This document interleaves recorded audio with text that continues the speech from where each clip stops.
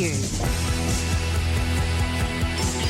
Good morning and welcome to Inside Running on Tab Radio Racing and Sports. Magnificio races to the lead, getting through Waterman's Bay. Magnificio narrowly from Waterman's Bay. Our team will evaluate each race, interview leading contenders and update Tab Touch markets. But now Delicacy, here she comes. Delicacy under the 59 went to Neverland and reeled up Dark Musket. It's Delicacy against the inside. Sublime, brilliant, greatness in the cup. We trust you will enjoy this edition of Inside Running.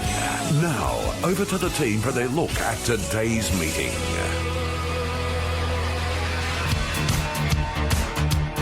Fine, sunny and 25 degrees. Winds southeasterly, tending southeast to southwesterly by the middle of the day and a southeasterly by early evening. Currently 15 degrees in Perth. The Pinnacles has arrived and the team has assembled for the preview. Good morning, Darren McAullay. Thank you indeed, Matt. Good morning to you. Yes, we are on our way to the peak of the Pinnacles, of course, over the next few weeks, and a champagne day of racing from Ascot. Glorious conditions for it as well. 3 Group 3s. 2 listed races on the program, and that does include a $500,000 Placid Arc Stakes. Nice to have the company of Scott Embry and Digby Beacham as well to preview the meeting. Gentlemen, we're looking forward to it, and some breaking news that, of course, we have been sitting on all morning and waiting is that the emergency and the horse who has an enormous impact on the Placid Arc Stakes has gained a run at the expense of its stablemate Define Beautiful at the 11th hour. Good morning to both of you, and it could be the story of the day. Morning, boys. I think we all expected that at some stage, somehow, it would happen, that Magna's Choice would get a run, but in the end, that's all we needed to know, is that the third favourite, equal second favourite now, in fact, in the last 20 minutes into $4, Magna's Choice, is going to get a start. And if he remains undefeated, he'll be 3 from 3 and a Placid Arc Stakes winner, and most likely would line up in a Winterbottom. So he certainly brings an extra element of intrigue to that $500,000 race. How it's happened, people will have their views on whether it's a good thing or a bad thing that the stablemate comes out. But in the end, it's a great thing for the race itself because he deserved to have a spot. Couldn't agree more. I think there were a lot that were just flummoxed by the fact that he was first emergency, but of course that prize money benchmark wasn't quite there for him to leapfrog a few others, but now he's in the race. I think he adds another level of quality to it. Same for Skullbone and Pig. If you would put together the best field of 16 3-year-old sprinters that were nominated for the race, no doubt Skullbone and Pig would be in there off his run in the Placid Arc Prelude. But unfortunately for them, they'll end up in a 1,300-metre maiden next week at Belmont Park. Okay, a far cry from where they probably should have been today at Ascot. Digby, your reaction this morning. Good morning to you. A very good morning, Darren, Scott, Matt, listeners. No shock. I think there'd been a bit of chatter all week that Magna's Choice would somehow find his way into this field, and he's there now. And as Scott said, he's very much in the market. He's on the third line of betting, $5. Wind in the line remains your $3.80 favourite with Tab Touch repossession at 4.2. Magna's Choice $5, and we'll have his share of supporters out there today. I think most of us doing form have had the 17 in a bracket around it when we're doing our form, aren't we, and waiting for that moment, and it has come right on the stroke of 8 o'clock this morning too, so it was left to the absolute last moment. We've got a huge day, a big preview coming up. We'd better get to it now, and we'll go through the changes for the meeting in their entirety. Fine and a good 4 and the rail today at 3 for the opening of the Pinnacles. And if the first month or so of racing back at Ascot is any guide, I would suggest that we're in for a wonderful day of racing and a very big crowd once again at Ascot to witness the opening of the Pinnacles for this year. The first event will be the Petaluma Handicap over 1,400, and we can take out 1 Snippy Witch and also number 6 in Profit Pocket. 2 out there from race 1. The MCA Polytrack Handicap is race 2 and is clear. In the third, the PKF Perth Handicap over 1,600, take out number 9, Atlantis Beach. The stablemate of Atlantis Beach Wednesday comes out of race 4. The Bisley Workwear Handicap, number 12 Wednesday, is out there of the 4th. Race 5, the Colonel Reeve Stakes, starts the run of the features this afternoon, and there are no changes. There is an amendment to the time of that race, 3:39. Race 6, the Tab Touch WA Champion Fillies, and this is clear. Race 7, the RJ Peters Stakes, will now go at 4:54, and we can take out 1 Maraschino, 5 Cosmic Crusader, numbers 1 and 5. Race 8, the Tab Touch Placid Arc Stakes, rescheduled for 5:31. And the scratchings, well, they will be 14.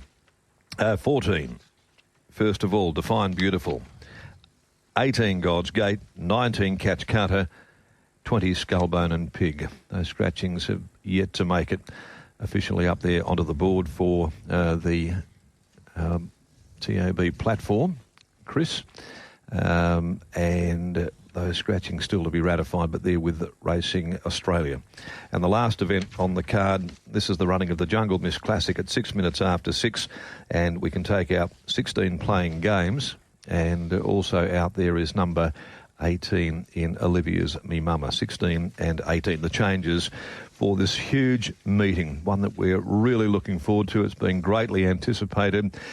And, of course, it takes us to the first of the Group 1s next weekend with the running of the Railway Stakes. We'll take a quick break now on Inside Running. Stay with us and we'll be getting the thoughts of Digby, Beacham, Scott Embry right after this.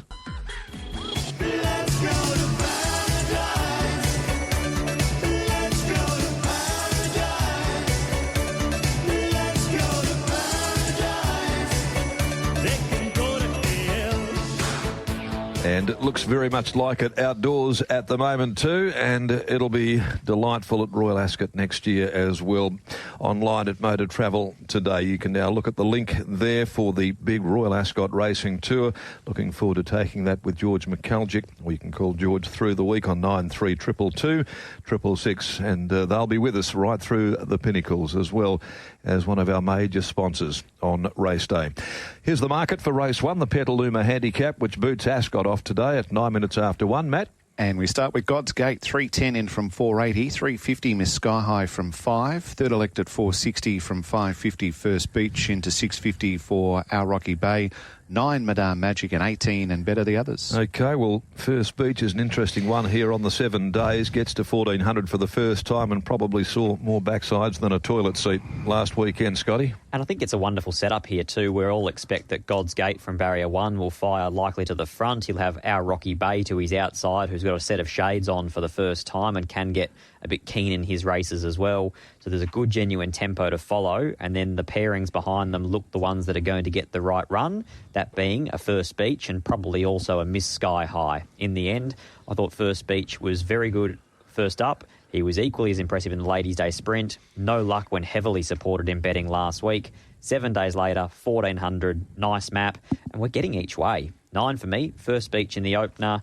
I like the return to racing of Our Rocky Bay. He never gave it away over 1,200 metres. 12 God's Gate, there's a mountain of money for him. I fully understand why, but he's also out to the 1,400 for the first time, and if he cops too much pressure from Our Rocky Bay, maybe he's vulnerable late, maybe not. And 3 Miss Sky High, she just had a lot of opportunities recently for me. 9, 4, 12 and 3. All right then, so the 9 goes on top. First Beach. Your impressions here, Diggs, in this first event. Pike comes off there, goes on to Miss Sky High, of course, in the opening event. She is a race-fit mare, back to 1,400. That she is, and I thought the most recent effort in a slowly run affair was very good. She closed with a great deal of intent on that occasion. William takes over today, and I thought she could get that nice, trailing, smooth flow into the race, and if that is afforded to her, I think she can win. So 3 on top from 9. First Beach, luckless last start, that we know. 2, Madame Magic, didn't mind the return there on Melbourne Cup Day behind Norwich. Again, got to the line nicely. The step to 1,400 metres should suit. We know that she's a listed performer over this distance. And 12, God's Gate, your likely leader, albeit the shades come off. 3, 9, 2, 12. OK, 9 with me. I'm in your corner there a little, Scotty, with First Beach after those wins at Bunbury and Geraldton, elevated to a 60+, and no luck at all, as you've highlighted. 3, Miss Sky High, because of that fitness, and that was a very, very poor tempo race there that she came out of, so no fault of hers. Still she got home in some very good numbers there. She'll probably park back just a little off speed, but with an uninterrupted run there, she'll be hitting the line hard. I went with God's Gate down the bottom, one of the emergencies that came out of the Placid Arc and gained a run in this, and Our Rocky Bay, who goes here from 12 to 1,400 second up. It's not part of my normal criteria. That's why I'm going to risk Madame Magic in the same situation, but it has won second up at 1400, albeit was in a much easier race than this one going back some time ago. Gets a look at the shade. So a 9, 3, 12 and 4, Matt, for me in the opening event. And from Scott as well, number 9, First Beach, 4, 12 and 3. Digby's with 3, Miss Sky High, 9, 2 and 12. Darren, 9, 3, 12 and a 4. At 149, the MCA Polytrack Handicap over 1,600. There are 4 of them under $10. Headed by Speak To Me, 460 in a point now to 360, 550 into 420 Border Force. In half a point to $6 Amjad, and 10 into 9 for Rock and Wonder, and 11 or greater the others.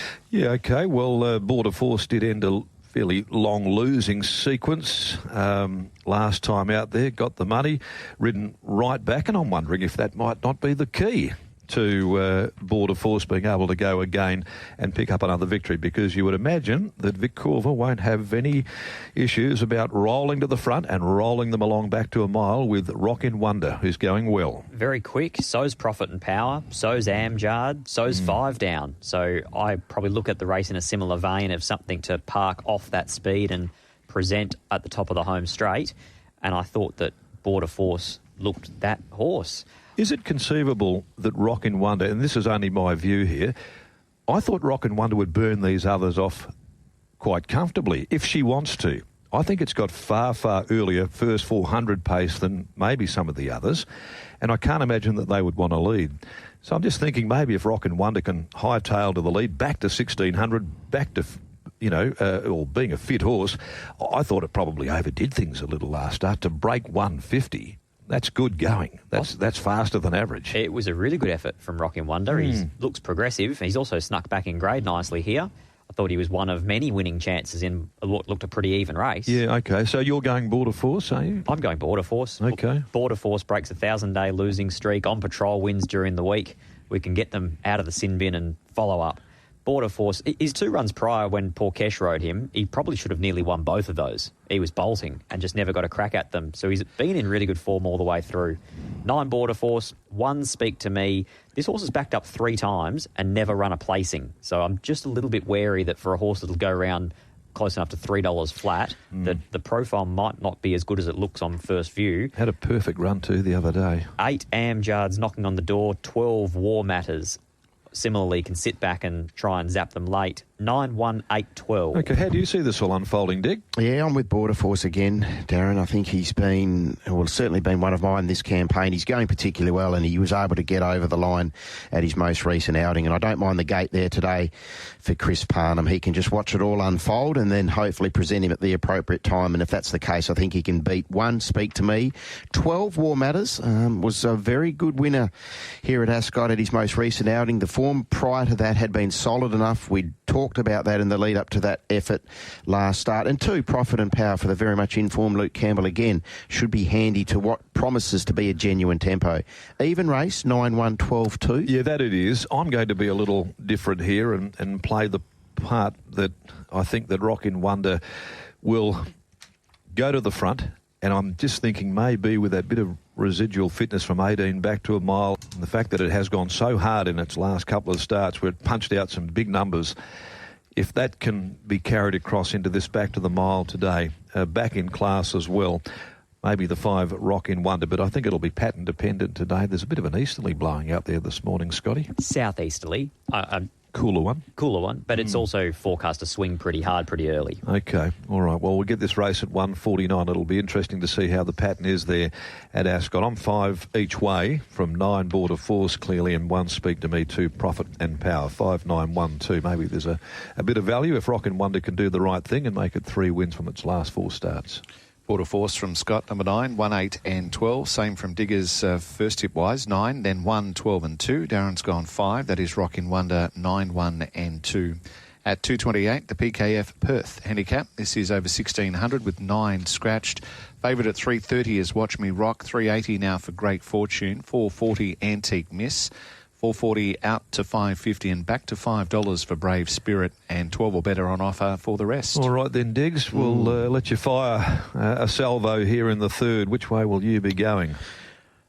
Well, she was a lay last week, Antique Miss, but I've got her on top this time around. Didn't get a lot of good luck there from that low draw over what appeared to be an unsuitable 1,200 metres. I think we made mention, Scott, last Saturday that there was a 72 plus 1,600 on the card next weekend, and that next weekend is right here, right now, when we get to see Antique Miss, who is going particularly well. All 3 runs this time in. You look at that first up, 10th of 13. She was luckless on that occasion when running behind Watch Me Rock. Then she was good behind Cosmic Crusader, who would have been at the pointy end of the Peters Stakes finishing order, you would have thought, today. That was a strong race too. Yeah, and then most recently, not suited by the 1,200, not suited by where she settled. I just think today, Great Fortune looks your likely leader, and he is to be respected on the minimum at 54. But I think if Antique Miss can have no bad luck, I think the 1,600 metres is ideal for her fourth up, Scott.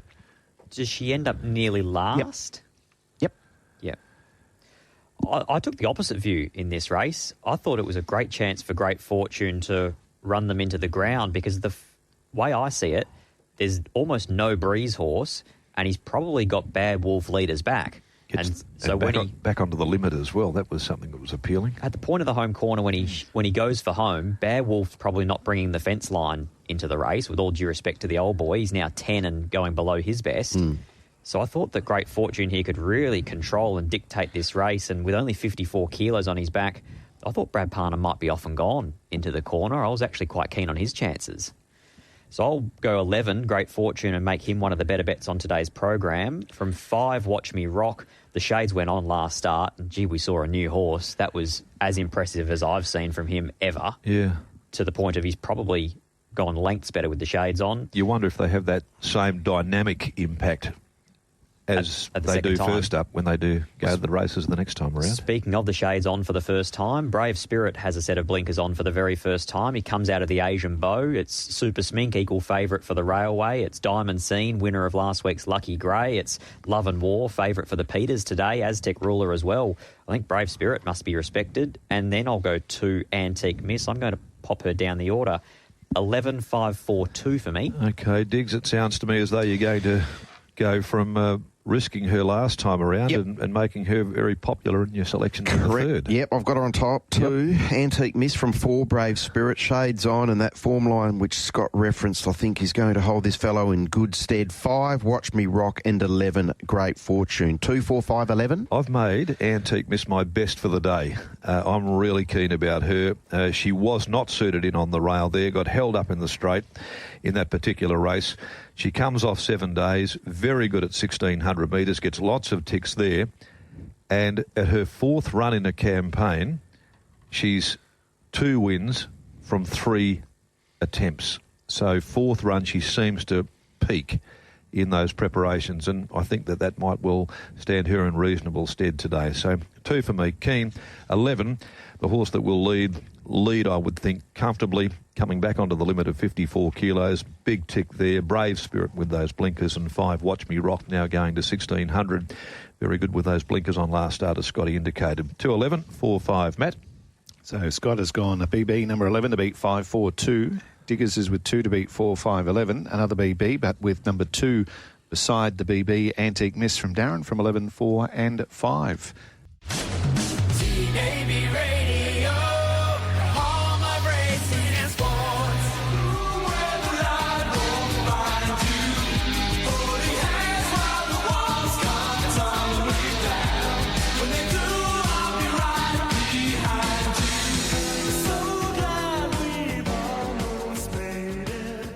We certainly have made it to day 1 of the Pinnacles, and we're looking forward to the next few weeks, that is for sure. I'm really looking forward, although this does not carry any black type about it, the Bisley Workwear Handicap. It's a 66 plus. I felt, though, that it was one of the most intriguing races on the program. It has a potential star in this race, Joker's Grin, looking to make it 5 out of 6, but also a very, very talented mare who hasn't been overly taxed on the racetrack, back today and coming off what I thought was a super trial in Divine Belief. So great race, really intriguing clash, this one here, Matty. What does the market look like at the moment with Tab Touch? Out to 225, Joker's Grin from $1.90, 5 into 460, Divine Belief, 9 into 550 for All Play, and then 14 into 7, Bopping Blue. Of the others, $18 for both Thomas Magnum and Hangglider. Okay, well, from this barrier, and it is an absolute shocker, barrier 13 of 15 over 1,000 metres, punters are tending to look elsewhere there, and they've specced a few to beat the horse who opened up odds on in the market. I think he's vulnerable today, Joker's Grin. And as one of the founders of the Joker's Grin fan club, I say that with a lot of trepidation.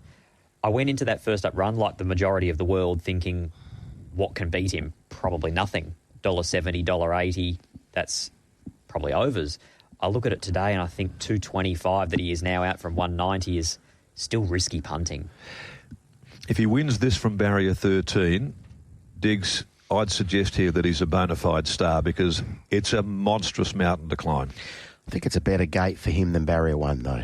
As silly as that sounds. Yeah, well, that might be the case, but galloping room. Yeah, you've got to go back, though, and if you've got a few good ones in front of you that can run some high numbers, I mean, he is exceptional, there's no doubt, as he showed first up.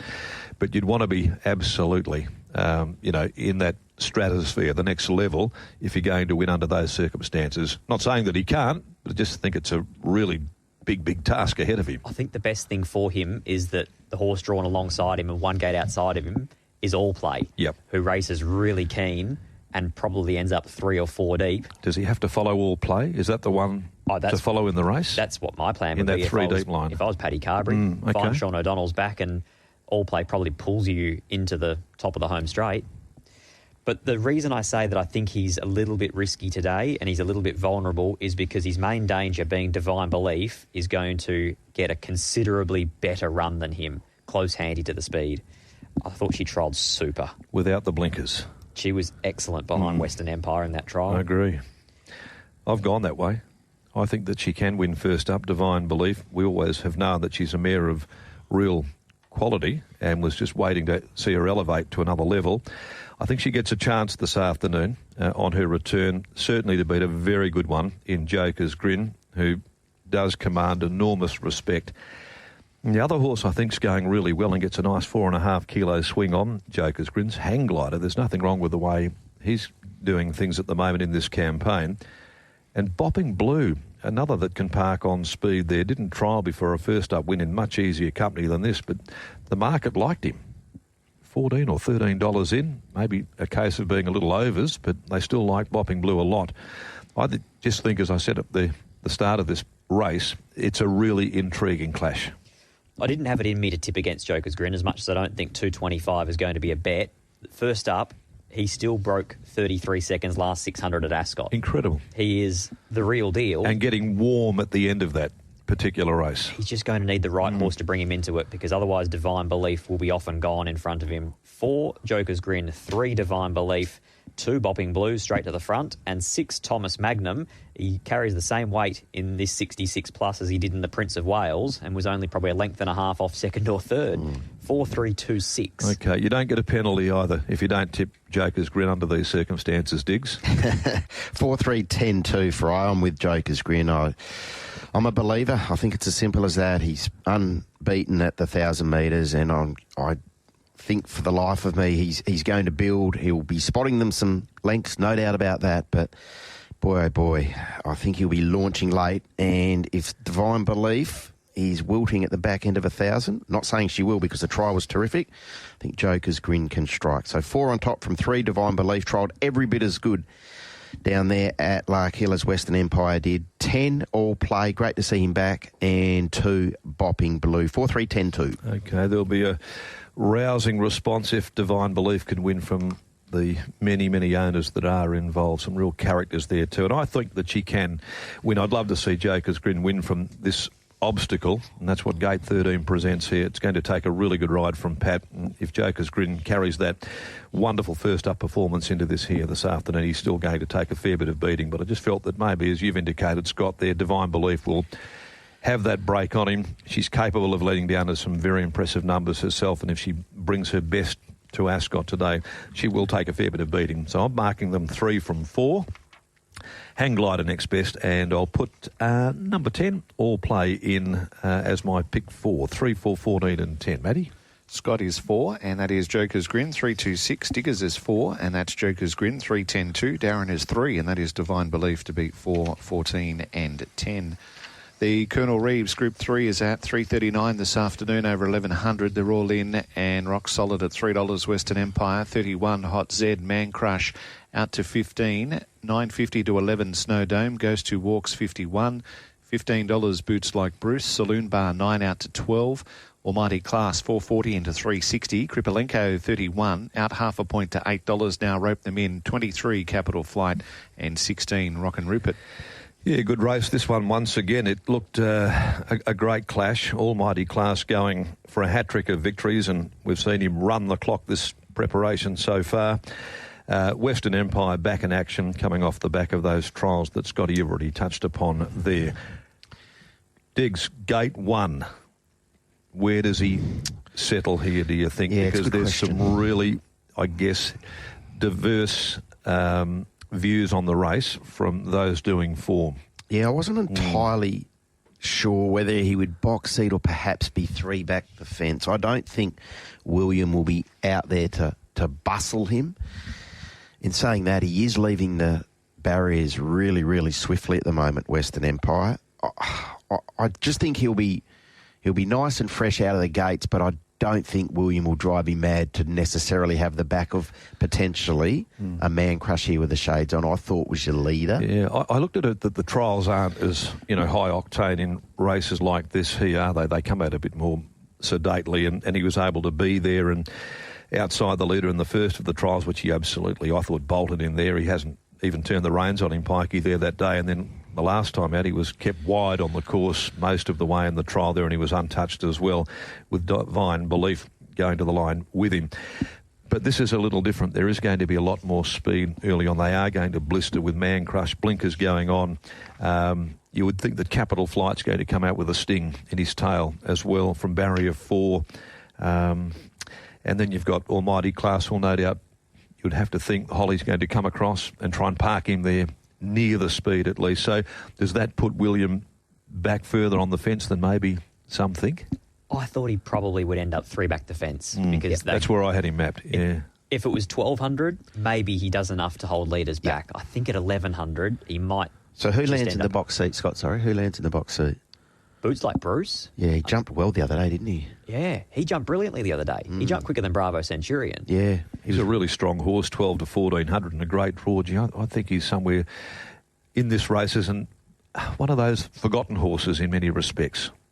And he's coming back off a little break in that first up run, the Prince of Wales, with that terrific second up record. I found this an interesting race again. I wasn't confident about what I'm going to tip. I'm going to land on Almighty Class. I think that he's a more furnished horse, and I think that was indicated yesterday. We asked Mitchell Pateman about that, and he said he's definitely far more professional. He's far more rounded and a complete horse than he was last time in. So that's a positive in Almighty Class's favour. He can tramp 3 deep, get there and still have a kick at the end of a race. Well, that's my concern. Where do we think he gets? Well, we put that to Holly Watson yesterday at the Broken Hill on our Racing on the Road show, and, she said she's got plan A and plan B, but plan A was not to stuff it up. That was the first thing.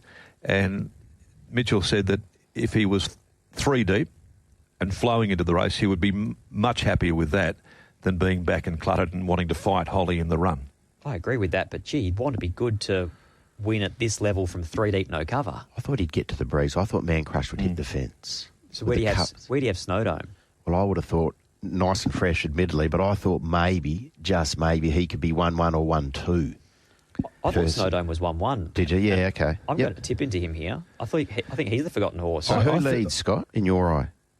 Man Crush. Man Crush. And do you think Snow Dome... So who breezes then if you don't think Almighty Class is going to breeze? No, I think he can get there. Oh, okay. But they're going to have to burn. Yeah.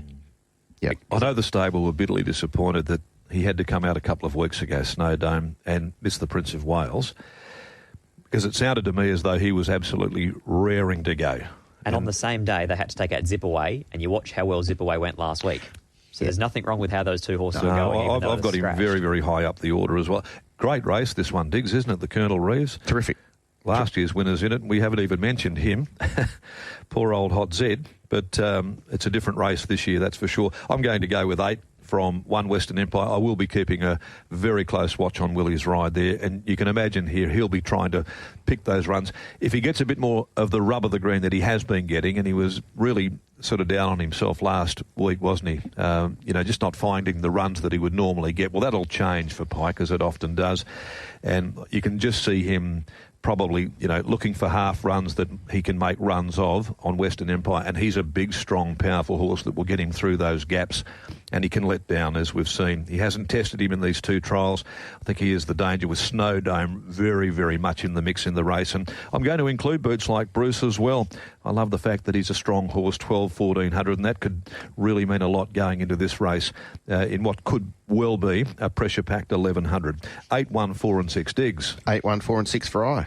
Okay, cut and paste. 4 for me, each way Snowdome, first run back as a gelding. 8, Almighty Class. 1, Western Empire. And one we haven't mentioned, Rope Them In. Shades on first time. Gets 5 kilos on Almighty Class for being beaten a length and a half. It's a massive weight swing. 4, 8, 1, 10. Okie doke. Well picked up and pointed out. Now we copy and paste Darren and Digby, 8, 1, 4 and 6. Scott's gone 4. Snowdome to beat 8, 1 and 10.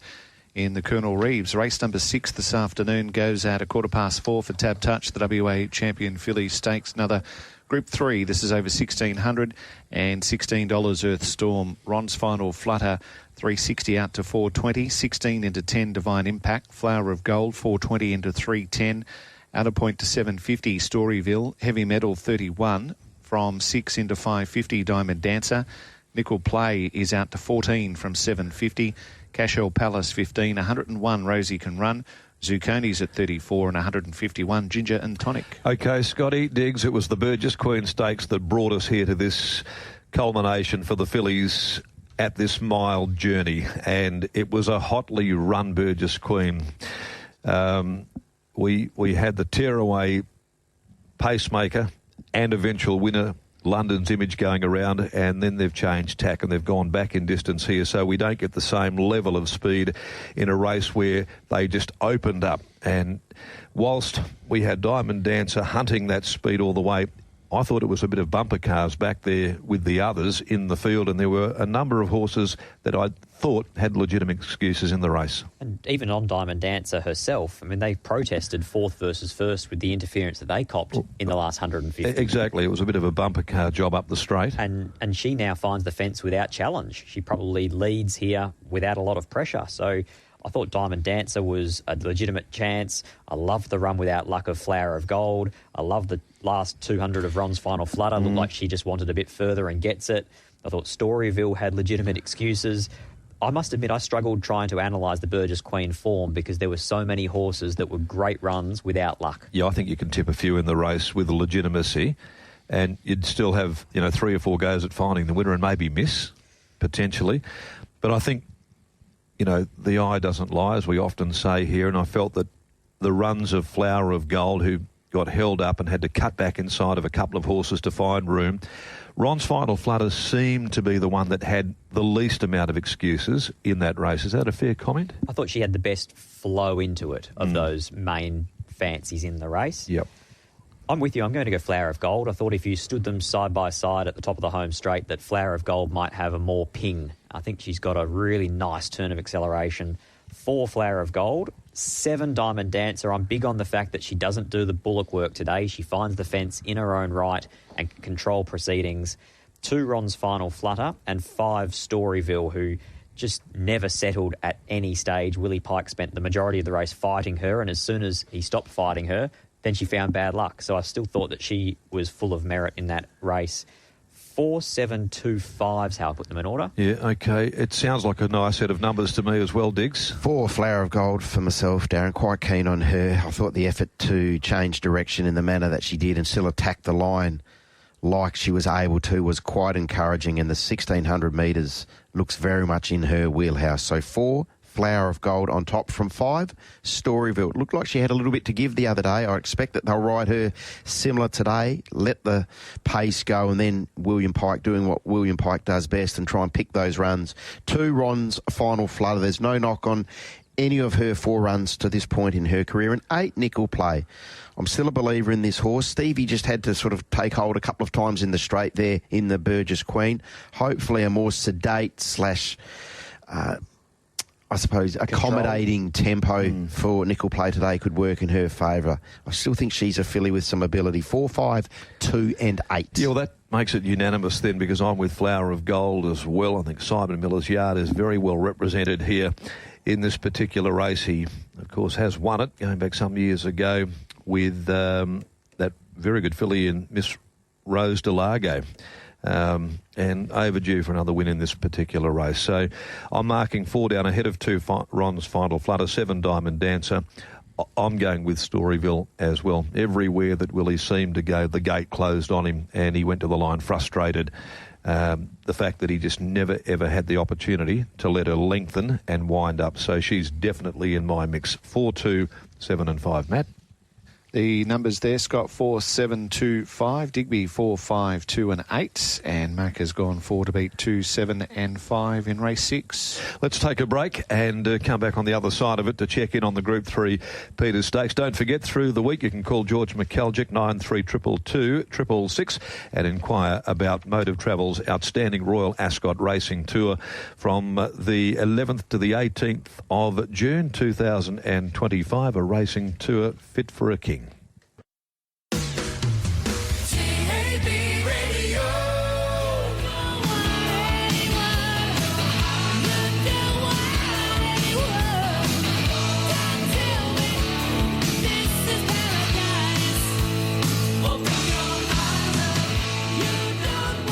Ten minutes away from 9 o'clock on Inside Running on day 1 of the Pinnacles, and a wonderful day for racing. Conditions ideal. We get to the Group 3 RJ Peters Stakes underway at 4:54, and we can take out 1 Maraschino and also number 5 Cosmic Crusader. Here's the market from Tab Touch Matty. With Moricino out, Admiration Express is into $13 here from triple figures. 13 into $9.50, Amber Glide. Aztec Ruler now $7.50 from 9. 5 out, 6 Demolish, 21 into 7. Investment Strategy, Love and Wars into $3.40. 23 Mojo Rhythm into 11 Russian to the Bar. Rusty Dreams now at $8 and $5 for Younger Lass. Gee, that's from a market point of view an interesting one. A mare who on this day 2 years ago actually won the Champion Filly Stakes, and 101 was put up there for grabs into $13, Diggs. Yeah, well, certainly the scratching of Cosmic Crusader is significant here. But is it that significant? No, there's still plenty of money around for her. Yeah, and there probably needs to be a quantum leap. The shades go on. Like, she just never, ever really travelled the other day. Now, that was short of her best, admittedly. She's capable of coming on, but she needs 2 in mine. She could also end up being the leader here now without Maraschino. Ahead of Investment Strategy, I thought. Investment Strategy. One of those two. Yeah, I thought Investment Strategy was her leader here from 1. Even if you apply deductions, she's overall 80s into 13. It's still an interesting market move there for her. Losing Cosmic Crusader is a disappointing part for, I'm sure, Donna and Joey and Peter's Investments, but for all race followers too, because he was a real X factor.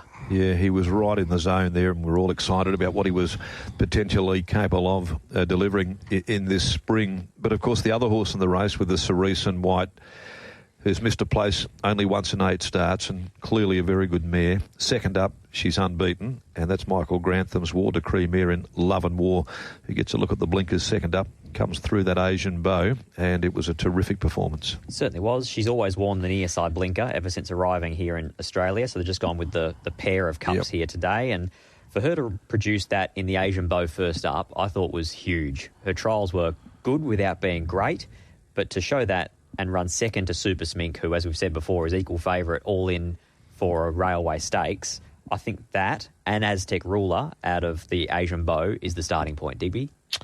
Yep, I'd agree. Love and War. Look, there's no spoil in the price, but it's been a funny one. Like I must admit, once Cosmic Crusader came out, I thought she might jump around the high twos, but she's hovered around this price. Now, maybe that money for Admiration Express is dictating that she's around the mid threes where she sits at the moment. But I just thought off the back of that run behind Super Smink in the Asian Bow, and we've touched on that being an excellent form reference. We've seen it hold up already, that she would be a little bit shorter than she is. If she wins this and books her berth in a railway, what price is she likely to start, do you think, Scott?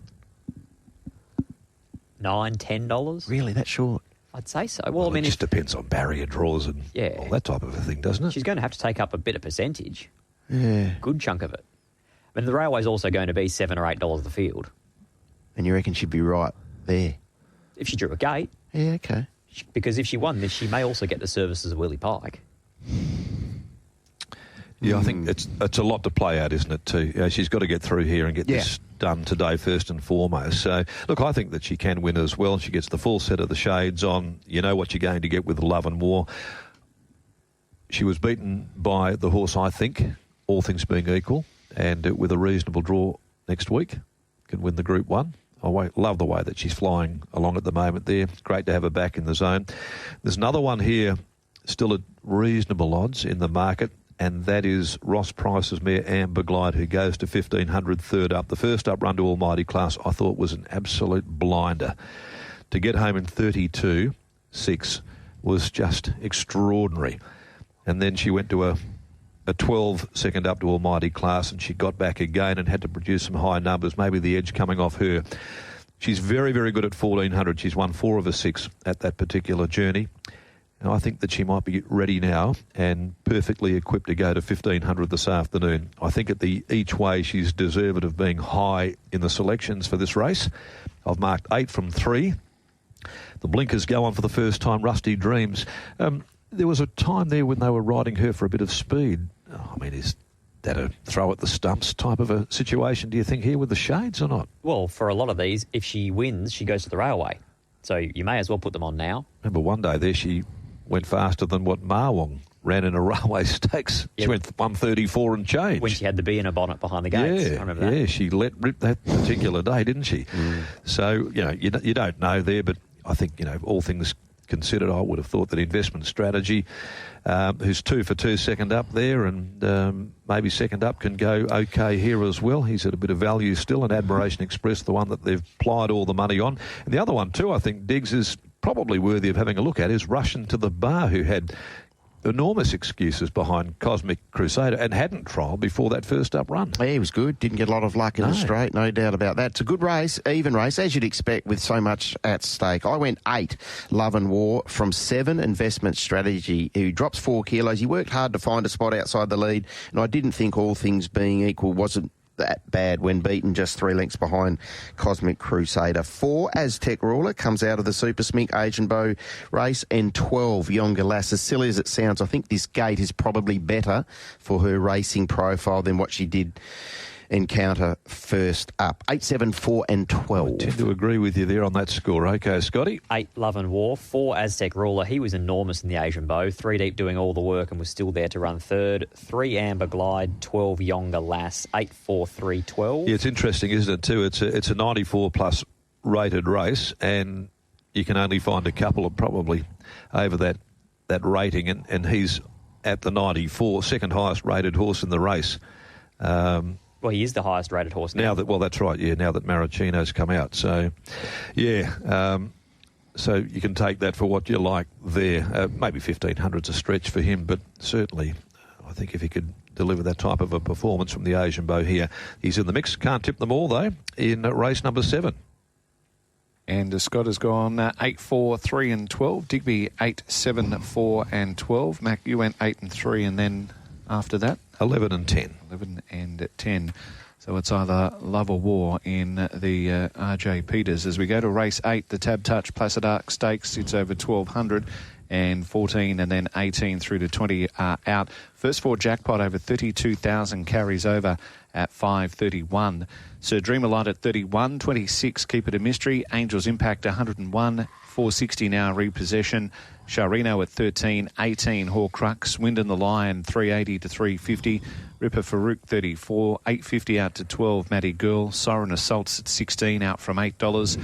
18 Lunda's Image, Golden Kathleen 31, 34 Golden Veil to Gold Flakes at 71. Maya Loha at 15 and 420 to 550 Magna's Choice. $500,000 in this listed Tab Touch Placid Arc Stakes, and if you've just joined us and you're aware of those scratchings now of Define Beautiful coming out, the stablemate of Magna's Choice, and this allows this 3-year-old to gain entry, and we've been waiting on it all week for it to happen one way or another, and glad that he has made his way into the final field of 16 runners, because he now goes from a horse not getting a start running and close to being favourite, and he'll probably get the majority of the nods from around the table, I would think, this morning.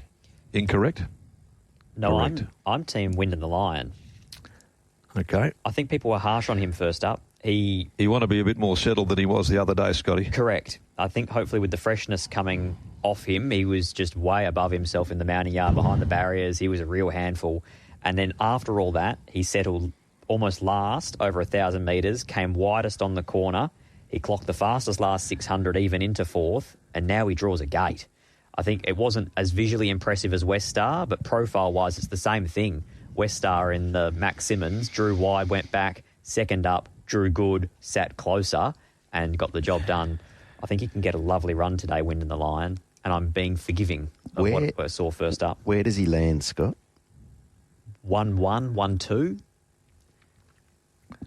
So mapping it out, Yep. and Simon Miller did indicate yesterday that Horcrux would be coming out very positively. He'll lead. He'll lead, yep. Repossession will, if it does jump as well as it did the other day, and that can always be a little bit iffy. Oh, I'll disagree with you there. He jumped awful the other day.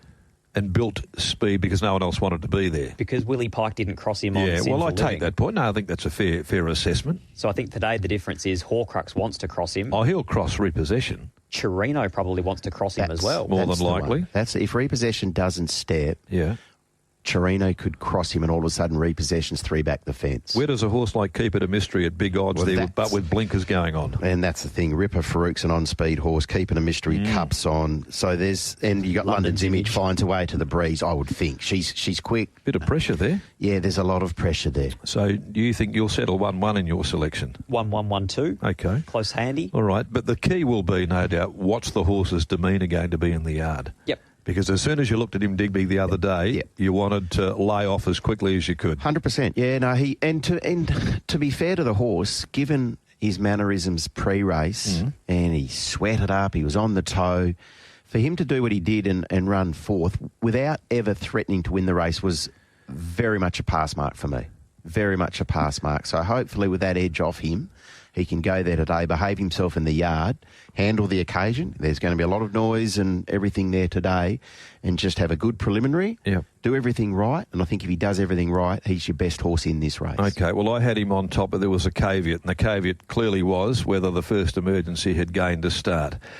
And after it got the run this morning, I've had to elevate Magna's Choice because I think that he is the type of 3-year-old that's just starting to really elevate. I love his professionalism. I love the fact that he carries himself, with a bit of calm on race day. There's just so much to like about this horse, the way that he's building. And whilst this is a very, very good field and Wind of the Lion is a very, very good 3-year-old, I'm thinking here now that, if even luck goes the way of Jared Noski, Magna's Choice will be awfully hard to beat. Sets it up, I think, now for a great clash in the race. So, boys, I'll go 17 from 7. Put Horcrux in back to 1,200. I think it'll give him a bit of cheek at odds, Horcrux. And 5, Chirino. Can't do any more than win first up in a Max Simmons Classic the way that he did. Now he has to find another 200. He might be the X-Factor horse in the race.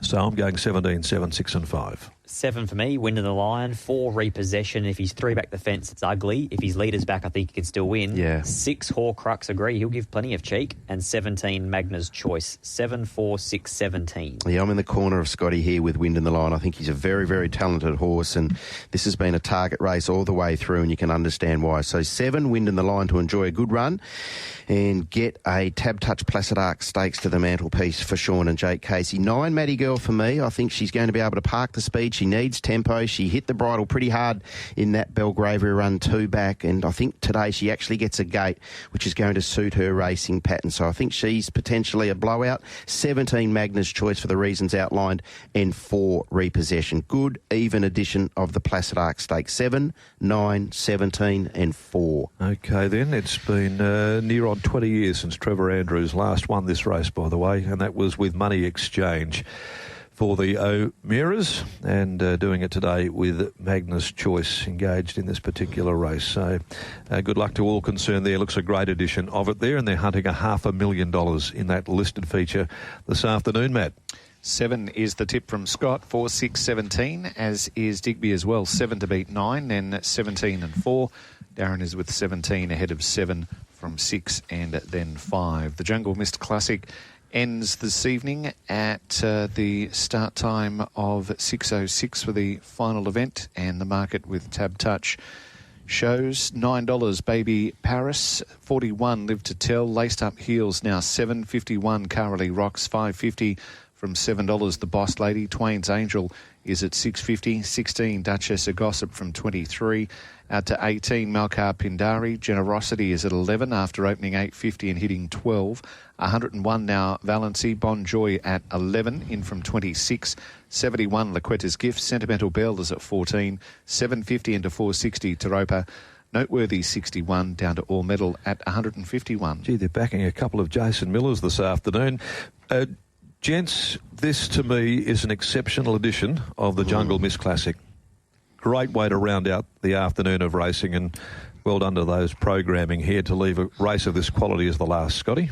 And speaking of programming too, with the last 5 races being on racing.com today as well as 7+, it might be the place to watch, because as it stands, the Jungle Mist Classic is programmed to be on Sky 2. So if you're watching a blue screen or a red screen, this is apparently going to be on the blue already. So it's not the only race that's on the blue today, Scott. Well, you don't get that when you're on the .com. There you go, little plug. I think, though, and the price has disappeared considerably since opening, but I thought it was a really nice race for Taropa. As much as it's a really nice race for plenty of these mares, and she's got legitimate dangers, she went up 7.50. She was 5.50 an hour ago. She's now 4.80. I just think on the each way, Taropa's a great bet. Yep, I can certainly understand why you're in the corner of Taropa, and I can certainly understand why opinions are going to be divided here, because you can make a case for multiple runners. Yeah, I could have landed on any number. I was impressed, I might say, though, with the return of the Boss Lady. Yep. Now, she's got a super winning strike rate. She's got an exceptional record here. She's unbeaten in 2 goes at 1,200, and she's unbeaten second up. And she drops 5 kilos from her first up run behind your horse, Joker's Grin. I can't find a reason why I wouldn't want to be landing on her in the race, albeit I am a big fan of Taropa, and I think that she is the danger. At the same time, I thought that Twain's Angel would come forward considerably on that almighty class first up run, where they went at blistering speed, and she unravelled a bit there late in the race. But, of course, had beaten Zip Away home in a trial before then, and we know her quality. She's only ever been beaten once on that occasion first up, and she lands a beautiful draw. And the other one who I think's going along really well is Malkar Pindari, and it's the value play for mine in the exotics. But, gee, you could have, if you could look beyond barrier 14 for a horse like Baby Paris, maybe a laced up heels with blinkers on, no luck in the Asian Bow coming forward as well.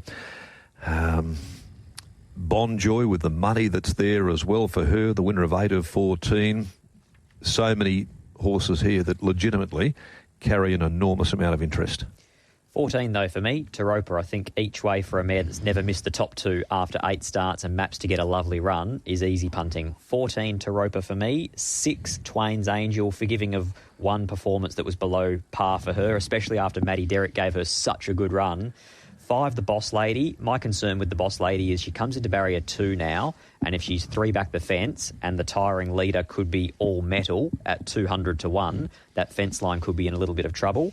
And 13 Sentimental Bell, who's got the shades on for the first time. 14, 6, 5, 13. And how did you see the last dig? As I outlined yesterday, Darren, I was quite keen at the each-way price, and it's been taken now about Bonjour here. I love the trials. Is this short of her best trip? Absolutely it is. But she was $26 when prices went up early this week. She's now into $11. So there's been good, steady support for Bonjour. The most recent trial was terrific. The trial before that, she ran behind Comfort Me. So she's nice and sharp. She's had 3 trials to prep up, and clearly this has been a target to kick off her campaign. Currently $11, so that will do me. 11 each way, Bonjour on top from 5, the Boss Lady, 6, Twain's Angel, and 14, Taropa. Great race. 11 each way, 5, 6 and 14. It's a beauty to round out the afternoon. 5, 14, 6 and 8. I've marked them there, Matt. 5, 14, 6 and 8. 14, 6, 5, 13 are Scott's numbers, and Digby finishes with 11 from 5, 6, 14. Okay, we come to the wrap-up part of the program here.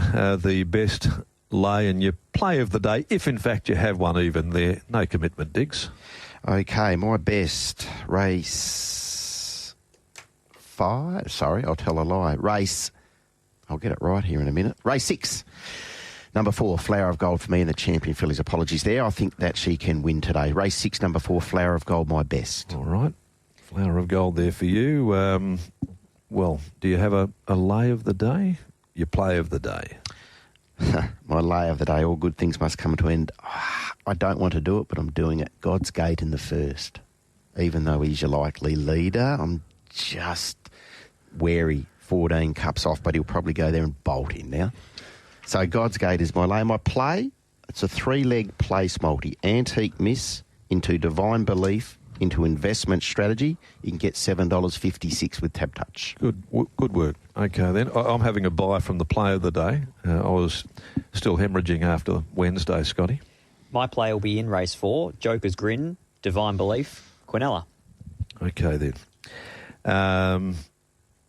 Best for me will be Antique Miss. Race 3, number 2. I know that you probably think otherwise there, but I just felt that Antique Miss here on the 7 days, the fact that she's a peak type mare, 4th run in a preparation, and she had no luck last start, so she'll do me, and she's still holding up at a little bit of value.